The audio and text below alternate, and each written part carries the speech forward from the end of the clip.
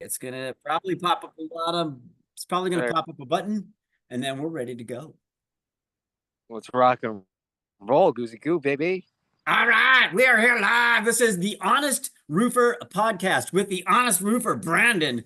And so we are. I want to put in a little bit of stuff about like maybe how to extend your roof life. I want to talk a little bit about Arizona and the superheat and like some of the things that maybe you as a homeowner could check. I know, like in Arizona, making sure like here, most of the venting for your AC goes up in the attic. And a lot of times I think in Arizona we have attics because like they're trying to extend the roof life by having a little bit cooler air under the roof. Um, and that's my belief. I don't know.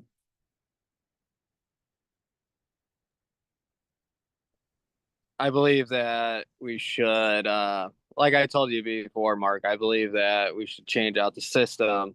It's all about the ventilation system. So, I mean, I'm assuming solar is a very big thing, which is have solar vents, and which is they call them box vents, or you can call them turtle vents. Everybody calls it differently. So you can actually draw out the heat of the attic, and you can actually extend your life of your roof. Yes. And I know that like in Arizona, I think that a lot of times they design attics. So I don't know if it's north south. I don't know which one gives the best ventilation. Also, I know that there are like systems where you can put in fans that can help draw air out. There's all sorts of stuff that you can upgrade. Right. I mean, that's why I personally install solar box vents when I do roofs. Most contractors don't do that around here because it costs a lot more. But guess what? It's beneficial for me because I'm different than any other contractor. You know what I mean? Yeah.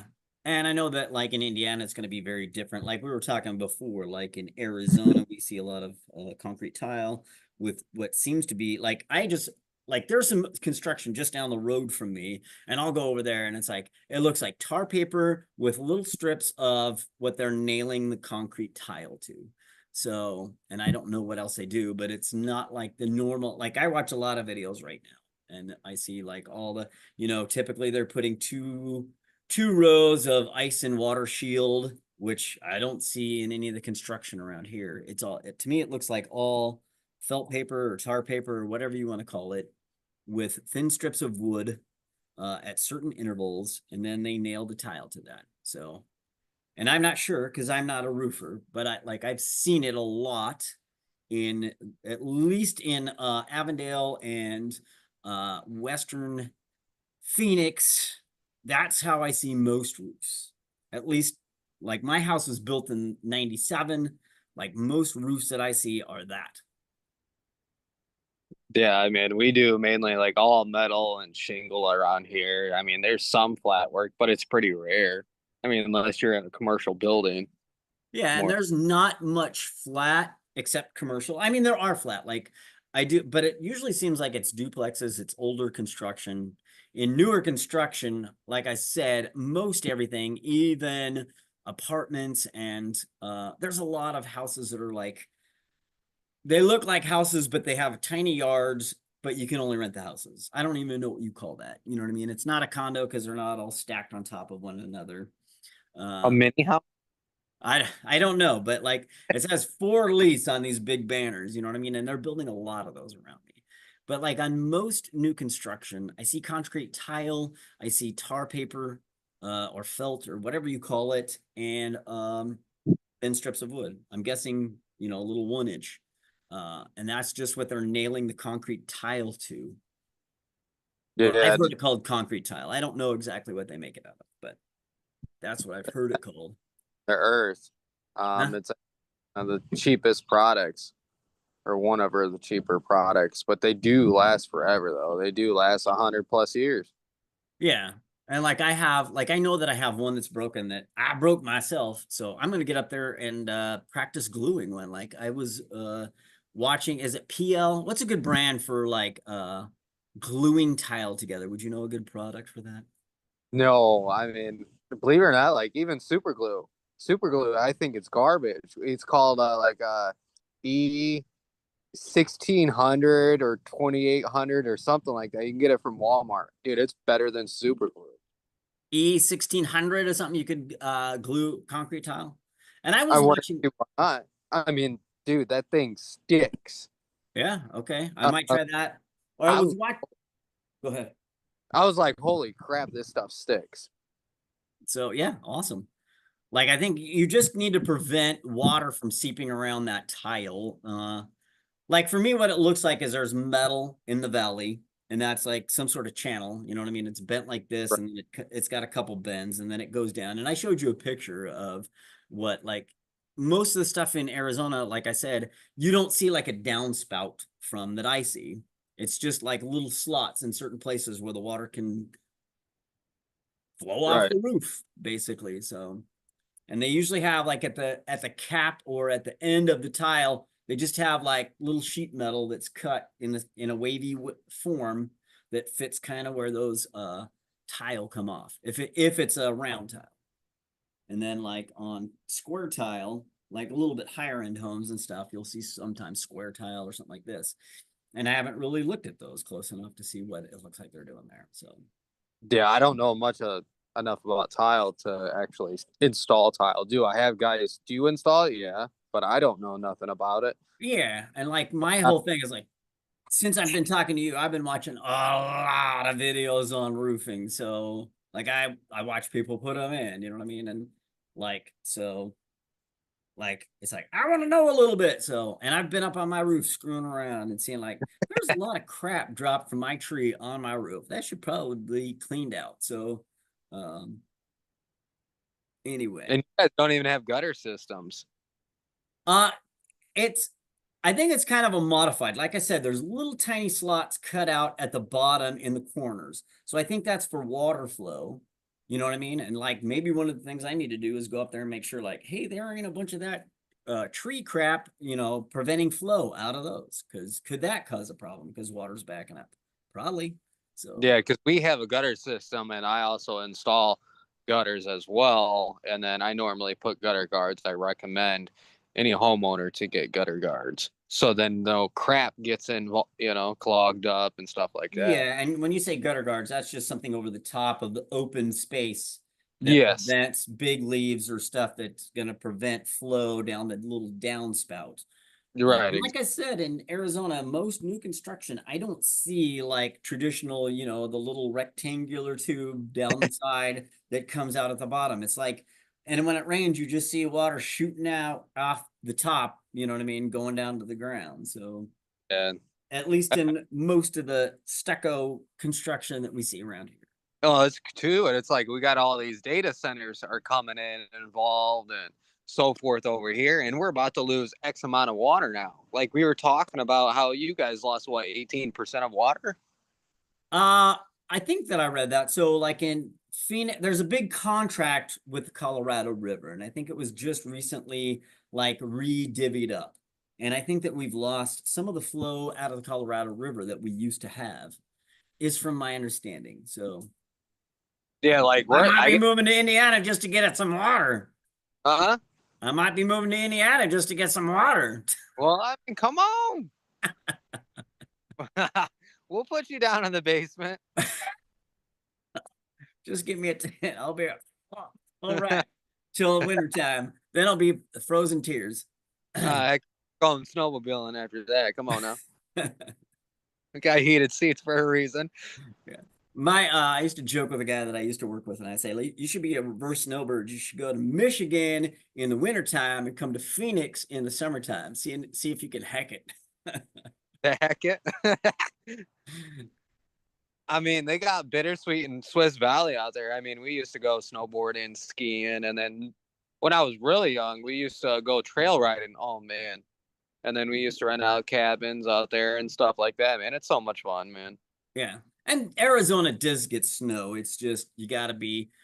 I mean, even in Phoenix, I can remember snow dropping. It didn't really stay on the ground for very long, like in the Northwest Valley or But Northeast Valley, but it don't like you're not going to see snow in Phoenix very often. If you do, consider yourself lucky. Like, so, it's but like, you get well, above the Mogollon Rim and you're going to see some snow. So it's probably nothing like Indiana, but you do get snow. Like we got mountains that people ski on here in Arizona. Well, I've noticed, like, I don't know, maybe this could be the global warming, but I've been seeing a lot more rain slash like sleet in the winter times more than snow lately. Yeah, and I like even this year I've been reading about like there's some super Nino or I don't know, like there, like down in the Pacific Ocean, there's a big current that depending on how it's flowing, it can affect weather patterns. So I hear this year Yeah. might be different than most from my like I'm no meteorologist for sure, but No, dude, like we've been getting storms like crazy, and my phone hasn't stopped. I've been sending guys out to go do, inspections because I mean, I'm getting overfilled right now. Like it's crazy because I don't know how many houses that we've dealt with trees landing on houses and dealing with their insurance, and then some insurance companies wants to refuse to put them in a hotel, and it's just been wild. It's like, how do you pay for insurance and you're not getting what you're paying for? yes. Well, And and that's I, I got to fight for you. It's more like I'm basically paying out of pocket at first for these homeowners to stay in a hotel. Like I bought this dude a whole generator. I had to make sure the insurance company was paying for the generator for it. yeah. And Like I call I do electric. know go ahead. I have to call electricians, and I gotta because NIPSCO won't touch anything from their end all the way back to your house. So then you got to call electrician in, and they got to hook up everything, and then you got to call NIPSCO back over, and it's just a whole chaos when storms hit over here. Yeah. And I think it's crazy what a homeowner has to deal with. I mean, I'm obviously a homeowner, but I know what to do, in that case. So like, I already know what I'm doing. And you've been roofing, so you do know at least the basics about insurance. And a lot of people like you know what I mean, especially like a homeowner. And then it's like, and I once again watching videos, you know what I mean? Like, hey, it's gotta have a certain amount per square foot of hail damage if it's you know what I mean? Like there's a lot of rules to go in if insurance is gonna pay for a roof or not. So Yeah, which is the craziest thing. They can approve one side and they're like, hey, we're not buying that other side. And then you got to prove as a contractor, hey, there's hail damage here. And then you got to recall them out and say, hey, well, this is not matching here. This is organic shingles, or this is a 3-tab shingles. They no longer make these shingles. It's like, it's a chaos, but it's fun. It's like playing chess. You know what I mean? And I mean, I think it's fun. yeah. And like I said, I've watched some other YouTube channels and some other things where you got a guy on the roof and he, you know what I mean, like the like I've watched one video and the guy was like talking about how he usually gets the homeowner to initiate everything, but he also likes to be on the roof when the adjuster's up there where he can point out and say like, well, you didn't see this and you didn't see this and you didn't see this, so he Yeah. can point out to the adjuster like, hey, you're missing stuff. So Like I had an insurance company guy. I forgot what insurance. I've been dealing with so many different ones lately. But this guy was trying to refuse for the homeowner, hey, like there's no tree in the house. What do you mean? It's a big ass oak. You don't see it in the living room? They weren't are trying you to doing this? hold on like a horses, man. I was like, what? And then we had to call the insurance company 3 times to get a different adjuster out because he was not approving anything. And it's like, are you got to be kidding me? And so Like, I and just I don't know, do those guys get paid if they, you know what I mean? Do they get paid more if they like deny a claim or? get paid. My personal opinion, I'm not saying quote that this is factual, but this is what I hear say. But they get paid more denying the claim than they do approving the claim because they get a small portion of a commission based on that. Interesting. And I And don't know if that's, you know what I mean? Like, I'm not an insurance specialist. Brandon and I are just starting this channel to, like, be information source for both somebody who's a homeowner and like we want to start also interviewing some other roofing contractors. Maybe we'll get some guys here in Arizona, Maybe we'll find some friends of Brandon's. We'll figure it out. Like we want to give information to the homeowner, but we're also like trying to get people that we feel are honest people work too. So that's kind Yes, of the whole point of our little podcast right here. And we're gonna see where it goes.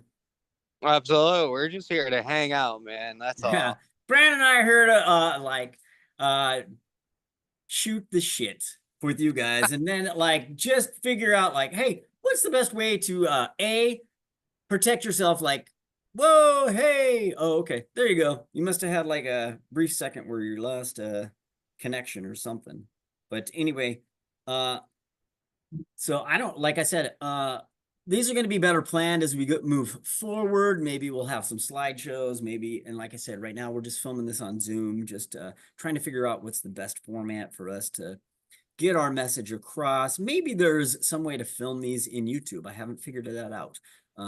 So anyways, um, we're going to be bringing you as much information as we can. We're going to try to make these fun and worth listening to, give you some tips and tricks, some of the things that you can look to. Like I said, like here in Arizona, I know one of the things that's important is every once in a while, just go look, maybe get some binoculars, just look at your roof. Does it look like there's damage on the outside?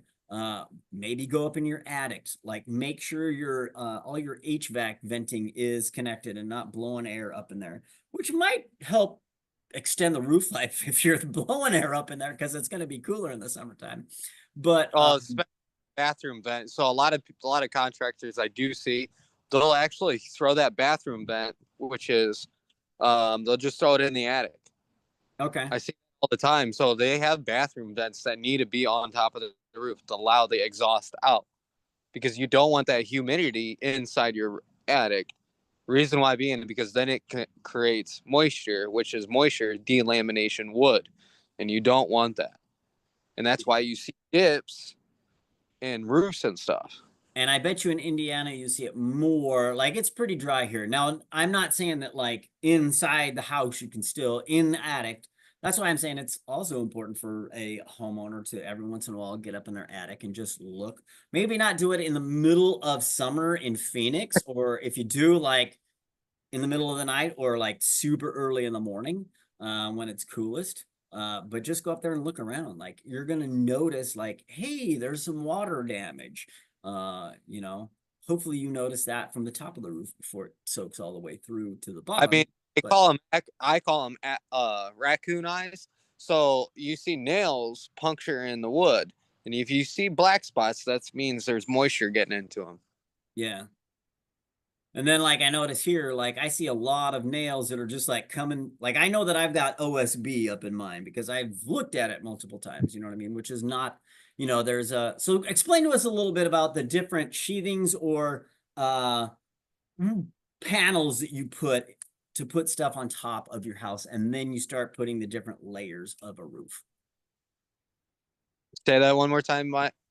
So like typically you're putting some big 4x8 piece of wood. It's Oh, either like OSB or some sort of plywood or for some reason my phone was lagging. I don't know. yeah, no worries. So you got OSB and then you got plywood. That's normally what you lay down. Normally, like if you got new construction, it's OSB because that's obviously a cheaper compressed wood. Plywood is a lot better. It's compressed better and it's made out of better wood. My personal opinion, I would if I was building a home, I would go with plywood all the way around the exterior of my house because it does last a lot longer than OSB. It doesn't bow. Yeah, and Um, then in Phoenix you're gonna find like we don't have plywood on nothing. We got stucco, you know what I mean? Chicken wire with some mud thrown on it. That's what I call without it. chickens. You got some white foam. If you dig in your wall, you're gonna find some white. You're gonna find some tar paper. You're gonna find some white foam. You're gonna find some stucco on top of that, which is definitely not mud. Oh, But Mark, you hear that? yeah, I hear some chickens plucking in your. I got some chickens in my wall. If you want to know the truth, so. But so yeah, like a lot of construction in Phoenix area anyway is what they call what do they call it? Stick on plywood? No, stick on stucco on frame. I've heard different terms used for it, but it's basically 2x4s with white foam, chicken wire, and then tar paper over the top. So, and I'm sure they do different, you know what I mean? Like, I'm sure there like I see some new construction and there are some whatever they call it, sheathing, and it may be plywood on those. So I gotta go drive by there and film some shit over there too. So but anyway, like I said, we're mainly here trying to give homeowners a little bit of information about their roof. Also maybe start interviewing some other roofers, see what roofers consensus on what is honest, what is dishonest. And there's a lot of dishonesty even in the trades. Like, it doesn't matter what trade you're talking about, you're going to find unethical players in that Oh, field. So in industry, there you see corruption. So you see so many people that are just like untrustworthy, 100%. yeah, so and I would also suggest like always watching somebody up on your roof, because like could they be doing something a little bit nefarious to maybe line their Ah, pocketbooks? Mark, I've experienced. I've seen it personally in hand. I've had insurance companies call me because I work good with the insurance companies, and they let me know. They're like, "Hey, we just caught this contractor lifting up their shingles, Yeah. like taking them off, bending them just to get the insurance claims." Yeah, and I was watching some other guy talking about like I don't know if they still do it, but taking coins and kind of digging them in with their thumb like this into the to make it look like hail damage. You know what I mean? Like, I've heard of people ripping off shingles, all sorts of dumb stuff that can be done. Like I Well, said, we're going to a homeowner, and this is a part of it. This is like probably got to be like 8 years ago, and I'm seeing a homeowner taking pea gravel from his ground, throwing it on top of his roof, act like it's hail damage.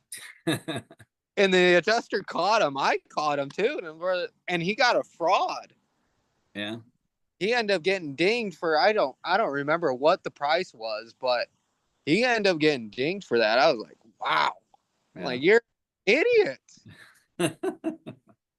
Yeah, so like, and you're going to find people that are estimators, or coming out to do an estimate on a roof that might do silly stuff. So like, it's always good to be aware of who you're dealing with and maybe keep some eyes on them, especially if they're going up there unsupervised. Maybe keep an eye on them while they're on your roof if you have the chance. So Or just doing an inspection on a home property. Period. That's my personal opinion. Keep an eye on them. I actually come out with the homeowners and say, hey, watch me. Let's walk around. Let's do this together. Sometimes you might have to hold a homeowner's hand, them to understand what you are doing. I mean, I've done it so many times, Mark. yeah, and I think that that's wise, like involving people in, like, hey, this is not a cheap project you're dealing with here. So And I'm going to walk them through the whole process from A to Z all the way. And that's the whole Mark. cool. All right. Is there anything else you want to talk about? No, not offhand. All right, man. I think we're gonna wrap it up here today. For I, this one. I, We'll be more organized. What's that? I think the wife wants to go get ice cream with the dogs. Yeah, give that dog some ice cream. Lieutenant Dan, here we go. So, anyways, like these will get more organized. Maybe we'll have some slides. Maybe we'll have like I do have I know somebody that works, I think it's more like flat roof type stuff. But I think the company is SWD, but maybe we'll talk to some manufacturers. Maybe we'll talk to other people. The whole point of this program is people to get involved in their roof care, maybe extending the life of their roof, and knowing how to pick a contractor. So I think that's the direction we're mainly going in anyway. So thank you, Brandon, for your time. Uh, You guys have an amazing time. Uh, don't eat too much ice cream. oh, come on, man. The best, baby. All right, my brother. It was good to talk to you. We'll talk again soon. And we're gonna try to roll these out once a week, I think. Is that cool with you? Huh? Is that cool with you? Yeah, that's fine with me. I mean, obviously, we are busy schedules. Sometimes, you know what? Matter of fact, I should do a Zoom Why I'm at a job site? Yeah, like I would love that. Like anytime you're on a roof, like I said, I might go up and just see if I get connection with my laptop up there. I don't know if you've seen, like, I took some pictures just because we were starting this. I went up on my roof and took some pictures and had my son take some pictures from the ground while I was sitting on top of the roof, just to be silly. So, all Hey, right, you my might. man. Thank you for your time, Thank you. and we'll talk to you soon. All right, Mark. Peace. All right, brother. Have a good one. All right, you too. Bye.